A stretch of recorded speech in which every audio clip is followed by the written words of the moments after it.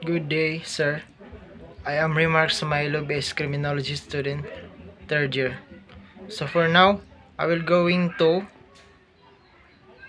discuss or to report my topic, chapter 1, chapter 1 and 4, the introduction and scientific evidence.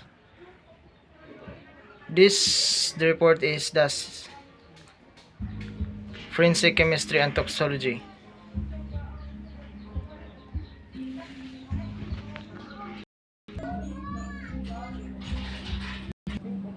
So this is forensic chemistry is defined as the branch of chemistry which deals with application of chemical principles in the solution of crimes. Like the other forensic science, forensic chemistry plays a very important part in the speedy investigation and in the administration of justice. It is well settled that the science has advantage over extracted confessions, eyewitnesses, and other circumstantial evidence. Thus, it is regarded as the highest form of uncontestable and conclusive piece of evidence with the utmost legal significance. So, forensic chemistry is branch of chemistry. So, this chemistry is important to the evidence to settle the important evidence or to get a more evidence during a crime scene or the deadly body, if because this chemistry is defined the branch of chemistry that examine the deadly body in the laboratory. So they are part of the forensic chemistry of scope. Forensic chemistry is science that deals with the study of application of chemical principles in the solution of problems that arise in connection with the administration of justice. So, forensic chemistry, it's part of a science because science is more on there are chemical principles or chemical solutions to the problem because science is powerful to understand the subject that very hard to get to know what was the happening in the dead bodily during the examine in the laboratory. So, this forensic science deals with the application of chemistry in the identification of evidence, its physical and chemical properties. It also includes the collection, preservation, examination, and study of blood, semen, and other bodily fluid, examination of the drugs. So, forensic science is part of the chemistry because in other term that forensic science is study of the blood, semen, and other body fluids because during that time if you are scientist or not only scientists like investigation the bodily body in that time in the laboratory we examinations and study on that what was the cause on what was the happening of the deadly body. Examination of body fluid to determine the presence of dangerous drugs, alcohol, test examination of pig products for unfair trade competitions, arson investigations, macro eating examinations, bullet trajectory, ultraviolet examinations, tools and other marks, gunshot residues, gunpowder nitrates, paraffin test, distance determinations, and firearms examinations, and principle and examination of explosive, hair and textile fibers, chemical aspect of documents and examination problems on glass, fragment and glass fractures, moldage, metallurgy and petrography as applied to crime investigation, forensic chemistry also include the study of examination of deoxyribonucleic acid or DNA for brevity. So that I see that all of that is the study of the science and part of the chemistry, because all of that is to examinations to know what was the importance of that, and that is the pwede na to examinations not only the deadly body, not only the deadly body, pwede din sa mga tools or sa mga firearms or gunpowder or alcohol. Let's proceed. On the other hand, forensic toxicology deals with the examination of human internal organs. So, not only forensic science or forensic chemistry, as well as forensic toxicology deals with examination of human internal organs, food samples, water and gastric content for the purpose of detecting the presence of poison substance in leads to effect and treatment. So, like example, if the persons have allergies in the food, so we know the foods is what was cause of the person why he allergies, and basta mo ito. So there are practice of forensic chemistry.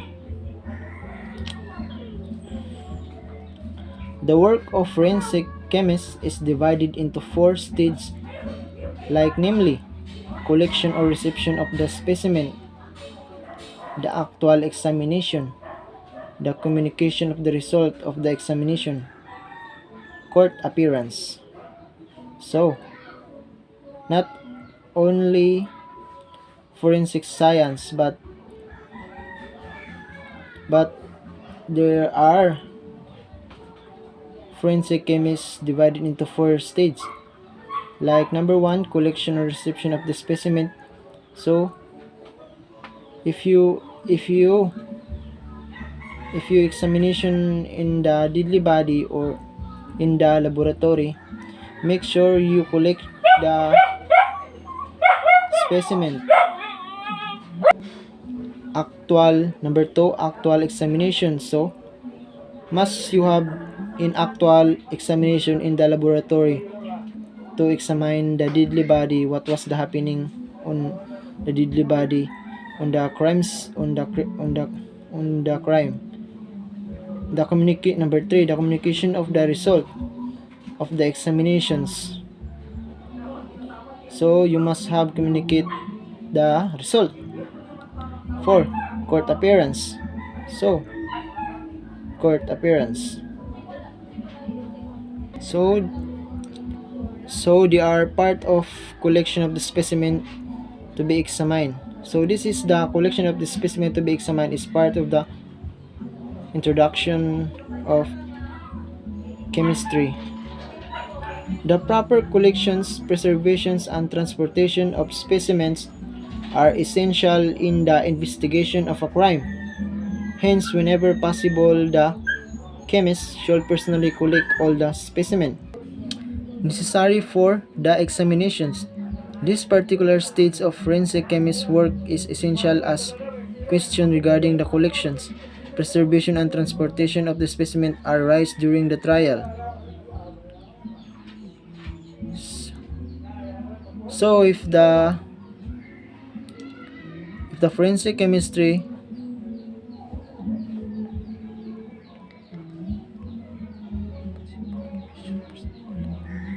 you should personally collect all the specimen during that time the examination to risk during the trial. So there are factors that must be considered when collecting specimen for examinations. There are sufficient of sample. As much as possible, the investigator should collect sufficient amount of specimen for examination. This will make a chemist confident in the case of the doubtful result. He or she can still have enough sample repeat or proceed to the succeeding examinations. So, as possible, must be the investigator collect the sufficient or specimen because not enough the sample. If you like sample, if the NBI investigator, National Bureau Investigator, so the NBI or officer during that time in the crime scene, there are deadly body, make sure he collect all the evidences in that time, and there are and B standard for comparison. When the evidence in question is located in or added with the foreign substances, a sample of such foreign substances must be submitted for analysis. For instance, if blood is found on linoleum, a sample the unstained linoleum must be submitted together with the stained portions. In case of adultery and unfair trade competition, a genuine example must be submitted for comparison. In the examination of hair, textile fibers, well, standard sample must submitted for comparison. So, in the examination daw, it's hair, textile fibers, well, there are standard of sample must be submitted in the comparison. So, if you have an investigator or to gain the evidence of the deadly body, like you get a hair or textile fiber or and etc., that you must be submitted in the comparison because that is important the evidence in the court. And maintenance of individuality. Each piece of evidence must be collected and preserved as separate sample. There must be no mixing intermingling of specimen collected from different locations as well as those standard specimens. So I have an example like this. If there are deadly body in the way or sa dalan, so if he or she killed in a firearms, like napusilan siya, so na mga evidence sa mga evidence sa basyo sa mga bala. So for that is the pure evidence ng mga bala, mga basyo. So must be, if you are a investigator or collect the evidence, dili siya isagol-sagol, dapat kada kung i-collect nimo siya, dapat tagsa-tagsa kasulupin, dili siya itampo. Because like, di ba makita nato sa kanang kung na mapusilan, di ba, na by number 1 of the number 1, number 2, number 3 sa bastion na. That is kay different location man siya, so not dili gud siya pwede i-tampo-tampo, not mixing. And letter D, labeling and sealing. It is a well-settled rule that evidence will have no value in court in spite of the good report of the expert if the specimen cannot be identified by the reason of improper labeling. Hence, each sample must be labeled properly. Small fragments should be enclosed in proper specimen boxes, container, and the box should be sealed.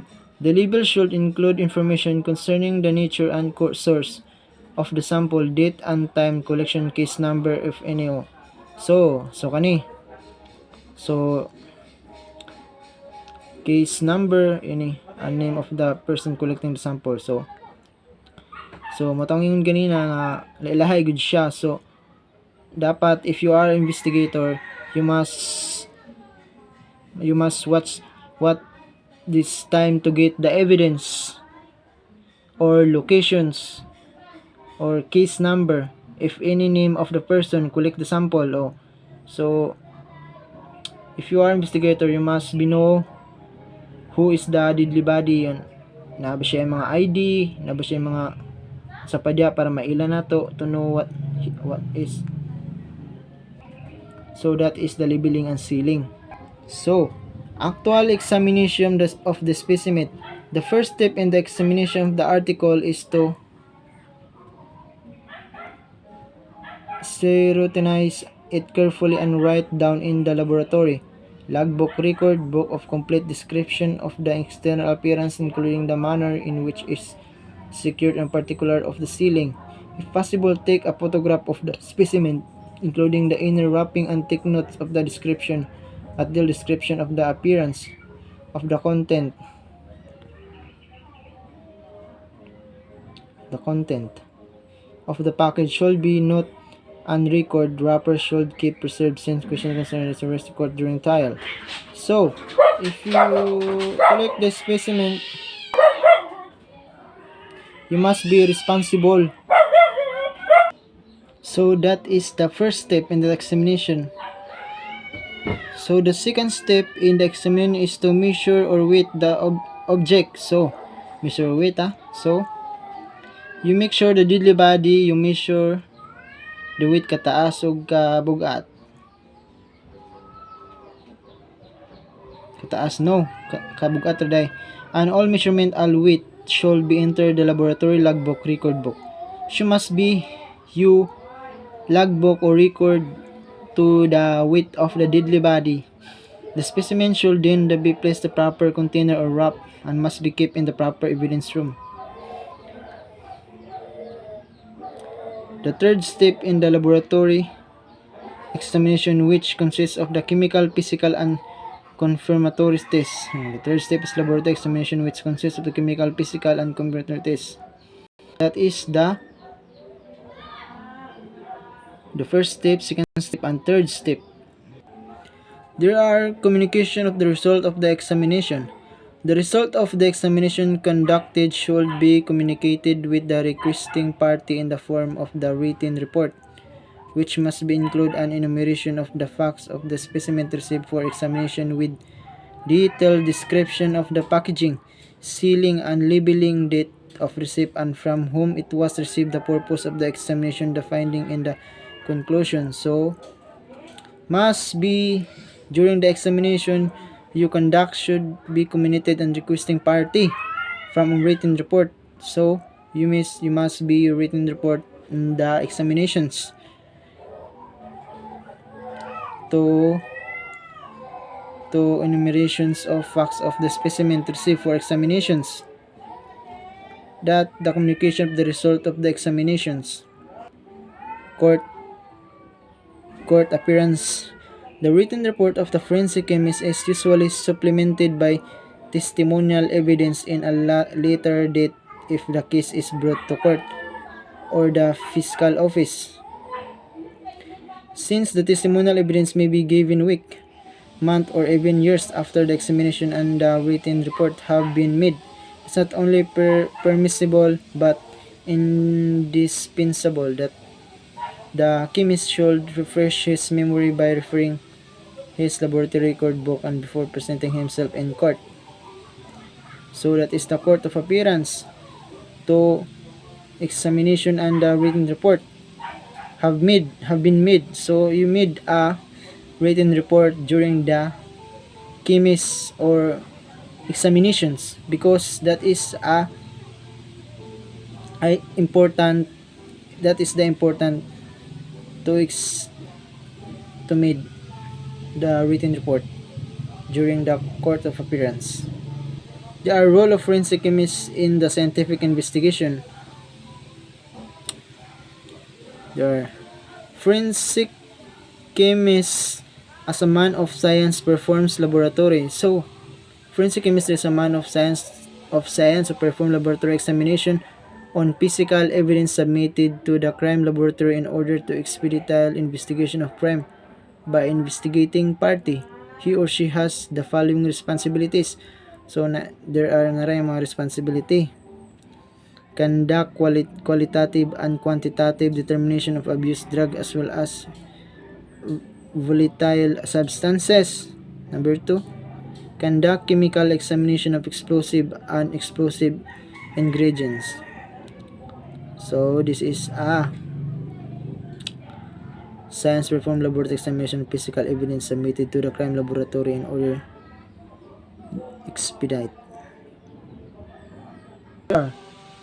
There are number 3, conduct examination of weapon case and firearms to determine the presence of gunpowder nitrates. Conduct examination of weapon. So you must be conduct examination of weapon case because there are firearms to determine the presence of gunpowder. So you must be conduct the examination of firearms because if the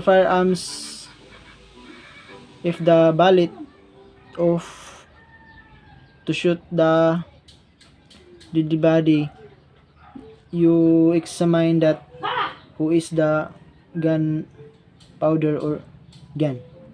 Number 4, conduct guns powder examination on clothing for possible gunshot range. Conduct gunpowder examination clothing for possible gunshot range. Number 5, conduct chemico-toxicological examination of human internal organs. Gastric, contents, blood, water, food sample, and other substances. Number 6, conduct examination of fake product in case of unfair trade competitions. Number 7, conduct blood alcohol determinations. Number 8, examines urine sample and other body fluid for the presence of abused drugs.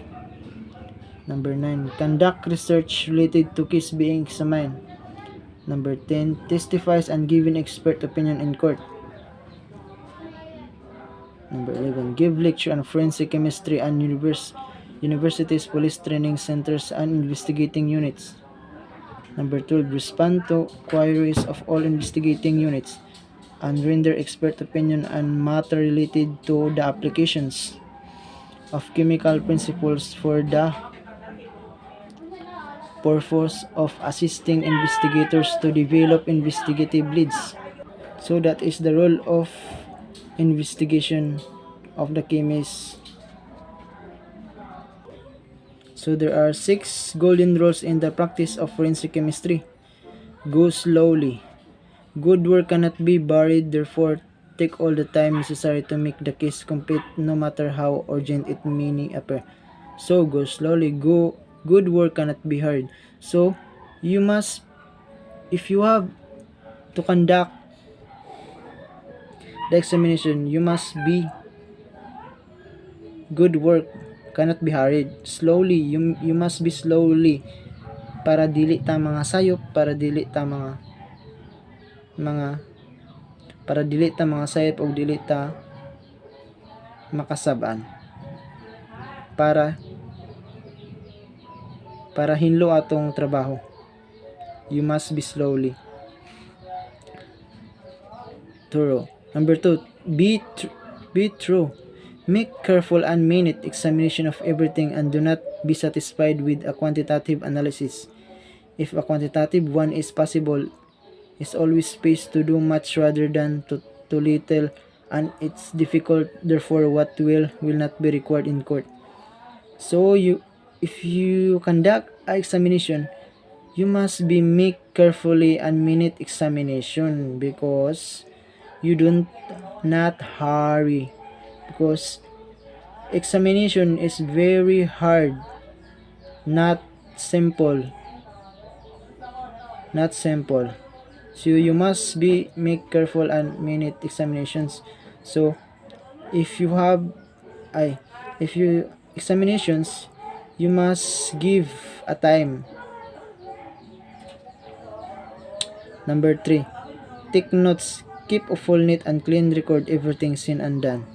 So if you conduct examinations, you make have to take note all the happening, all you doing, and all you make during that examinations, because it is important to take notes to be proven or to be evidences in the happening on what will you do on that time. Number 4, consult others. Many cases will lead the expert into path with the which is not familiar, and when he's happen he should consult those who know better. So if you conduct examinations, you must be consult to others. If you don't know what was that, you make you help you you help you, and you ask the other person that to knowing this, to know better,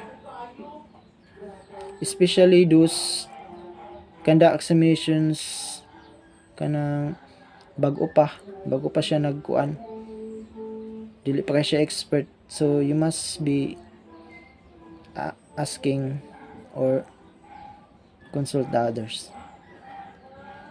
Number 5, use imaginations. An expert with a wide and uncontrollable imagination is considered as the most dangerous creature. Though he is being imaginative is sometimes useful, an expert witness does not have to be solely imaginative, but he is not skilled and field forensic science. He must be witness within limits and science. So if you conduct examination, if you conduct examination of if the deadly body, pwede kayo nga mag use ka sa imong imaginations kung para lang sa imo, kung pagtanaw nimo sa deadly body unsa man gyud nahitabuan ni gid si mo una imagination, mag-imagination ka nga kini kanang mga possible nga imong nahuna, possible thinking nimo nga kani nakuan gyud ni siya, like kanang girip gyud ni siya, like na deadly body sa imo tubangan nga babae, yung imagination ka nga kani gud siya day kay girip gud ni, possible bana-bana. Number 6, avoid complicated theories. The simplest explanation is fundamentally the right one. Interpretation of result is often the most difficult part of the expert's task. That is why a wide knowledge and scientific experience are the essential elements to the right forensic examination. So you must be avoid complicated kanang mga complicated kay nga mga mga panghitabo. You must be avoid para makafocus ka sa imong examinations on that deadly body. So there are equipment used in the forensic examinations. The following are some of the most common laboratory equipment used for forensic examination.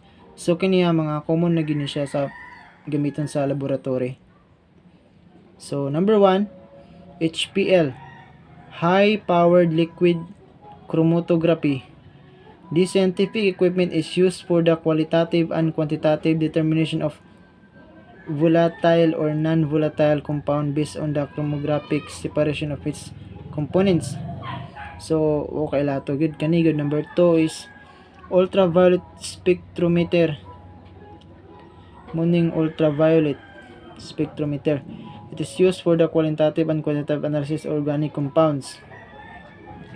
Number 3, EMIT, enzyme multiple immunoassay technique. It used for the screening of abused urine sample. SIM, scanning electron microscope. This scientific equipment is used for the physical identification various question and specimen. It is software controlled. digital scanning electron microscope used to produce taking image over a wide range of magnification 3 times 3000 volt, or covered surface of minute specimens such as hair, fiber, paint, particles, drug, metal, uban pa. FTRA, Fourier transform infrared spectroscopy, used for the identification of pure organic substances. It is identifies organic substance particular abuse, drug, and explosive ingredients based on their characteristic functional groups. In layman's terms, the resulting spectrum could be referred to as the fingerprint of the substance. So that's the all of the introduction of the forensic chemistry and toxicology. So I choose another topic of chapter 4, scientific evidence. So scientific evidence, what will you see and what will you learn of the word of scientific evidence? What you understand? Evidence is a proof of allegation. It means sanctioned by law and ascertain in the judicial proceeding the truth respecting matter of facts. So this scientific evidence is relating the forensic chemistry or forensic science, because evidence is proof allegation. If there a deadly body, and with the evidence, like example, if a person's who killed the girl, he used the evidence like knife, gun, or other. The evidences is the weapons or deadly weapons. If you are a witness, you can see the criminal. That is the example of the evidence. So corollary 3 to scientific evidence may be defined as the means sanctioned by law of ascertaining in the judicial proceeding the truth respecting a matter of fact, wherein scientific knowledge necessary, such as scientific evidence, must have such as relation to the facts in use of introduced belief in the existence of non-existence. Evidence may be direct, indirect, which includes circumstantial evidence and hearsay. So letter E, direct evidence or indirect evidence is that which the scenes perceive, any fact of which a witness testified based on what he saw, what he heard, smell, or taste, or see. So monang direct evidence to see the criminal or to smell and to kuan.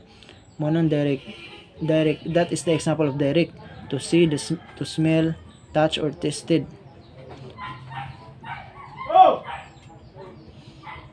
So crime are done secretly. Usually the perpetrator seek darkness and remoteness in order to cover his misdeeds, and in most cases no witness is present at the scene of the crime, or even if there is a witness, they are not willing to testify. The necessity of resorting to other means of proof is essential, hence necessary to use all other available modes of procuring evidence in order to establish and prove a case in court. Circumstantial evidence is a kind of evidence which seek and establish a conclusion by inferencing from fact proven. So circumstantial evidence is kind of evidence which seek of establish a conclusion by inference facts of proven. So they are illustrated cases, like this is the example of, while a policeman was patrolling, he heard a scream from house. He immediately proceeded to the house, and then and there he saw a man coming out of the house carrying a bloody knife. The policeman arrested the man and subsequently entered the house. There he saw a female cadaver lying on the floor with a stab wound on the breast. In the cases, the only direct evidence to which the policeman can testify will be to the fact of that he saw the man with bloody knife coming out of the house where the scream came from. The prosecutor may be established conclusions that the man with the bloody knife is the criminal by inference from the fact testified by the policeman. Yes, it is. Yes, it is the criminal because the man who out the house, because the policeman can see the man with a bloody knife. That is the example of the criminal scene. Under the present law, circumstantial evidence is sufficient for conviction if there is more than one circumstances. Number 2, the facts from which the interference and drive proven, and number 3, the combination of all circumstances is such as produce conviction beyond reasonable doubt. So letter C is hearsay evidence is a statement made by a witness on the authority of another and not from his own personal knowledge or observations. Hearsay evidence is inadmissible except on the following: dying declarations, res gesti, declaration against interest, act or declaration about pedigree, family reputation or tradition regarding pedigree, common reputations, part of res gesti. Number 8, entries in the court of business. 9, entries in official records. Number 10, learned treatise. And number 11 is testimony or disposition at a former proceeding. So they are form of scientific evidence.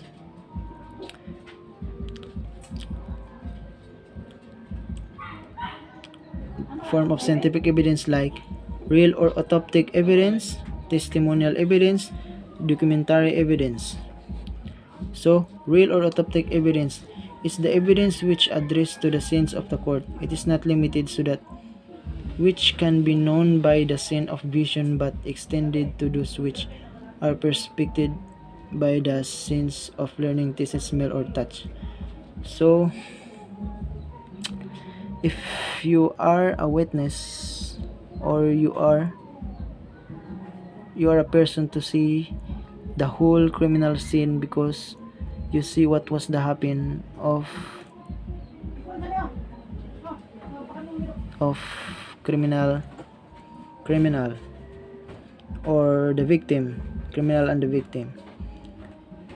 So kung naa ka sa court, dapat sakto gyud ang imong ipakita sila nga evidence para makadaog mo sa court, makadaog mo. Because real autoptic evidence, because it's important din siya para sa mga katong like example lagi kung nakay makita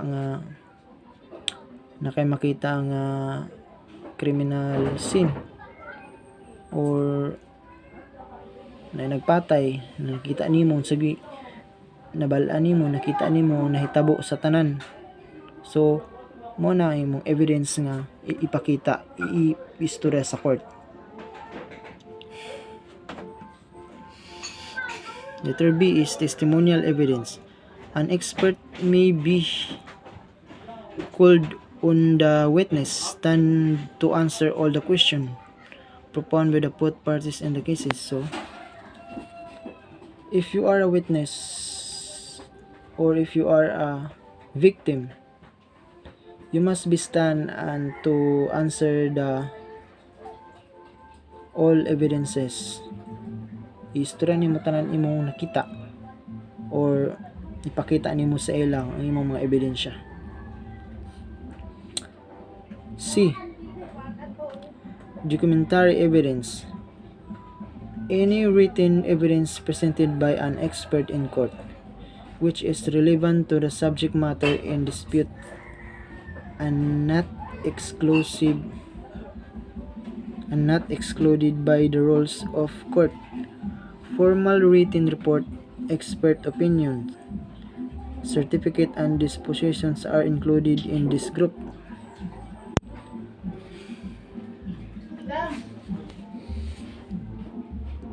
The investigator is a fact finder.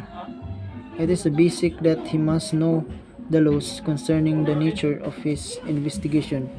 He should proceed with evidence such as a way that the finding can be admitted in court and remain impregnable against any attack by the opinion counsel. So, if you are investigator, you must be document. You must be have a document of a deadly body or a person, or document written report or mga papers kung birth certificate or mga anak to know para magamit nimo sa court, because it is important nga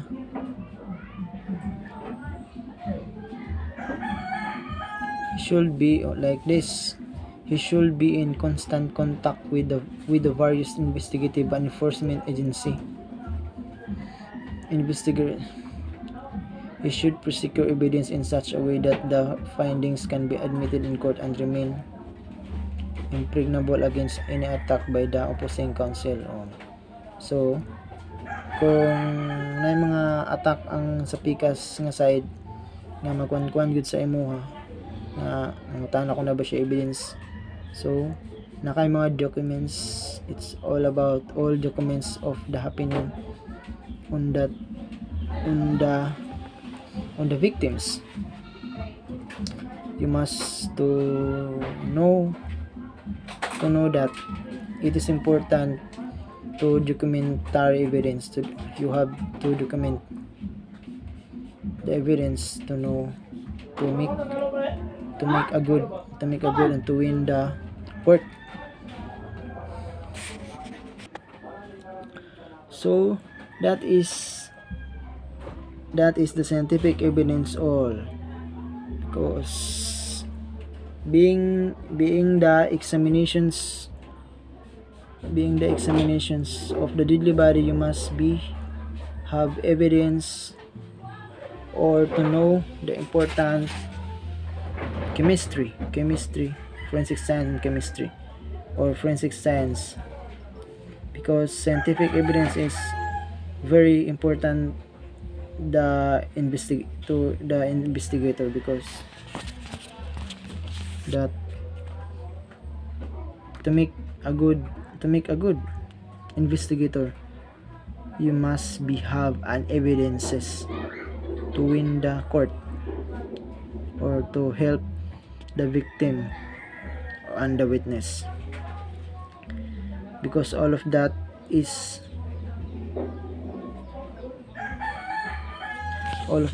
very useful during that time of criminal scene or to know what was the advantage and disadvantage if without the evidence in the court.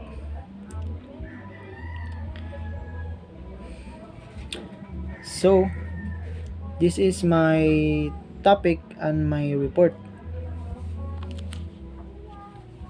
My topic is chapter 1 and chapter 4, introduction and scientific evidence, because this all is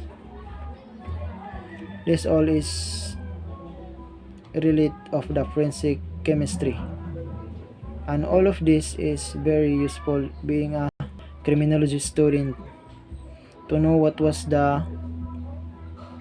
importance of this scientific evidence and introduction of chemistry, because all of this is help to enhance my knowledge and to have an advantage during my my course of criminology. So I am Remark Sumailo, Sir Gamali. I am Remark Sumailo, base criminology student, third year, A-Rig student. So thank you for all listening my topic and my report. Thank you and God bless all.